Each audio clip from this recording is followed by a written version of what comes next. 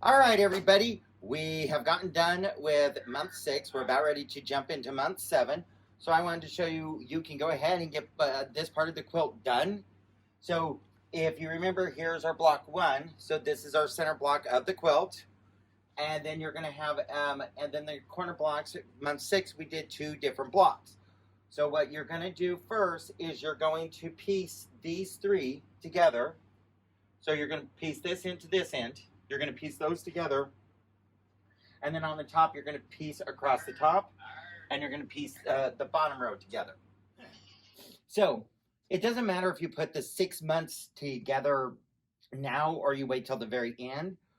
Because it's all going to be done the same way.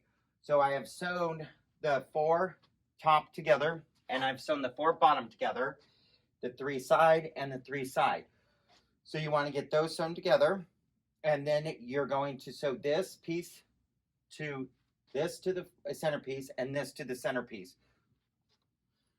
All right, so we have now sewn the side pieces to the centerpiece, and now we got the 3 sections. You're going to sew the top to the center and the bottom to the center, and then I'm going to show you what the 6 months finished at. And so here is the finished piece.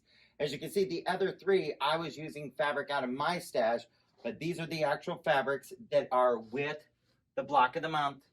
And this is if you had done the white background. So I hope everybody's really enjoying this, and I like the look of this finish. And now we got another 6 months, and it's going to be one gorgeous big quilt. All right, everybody, I will talk to you soon. Bye.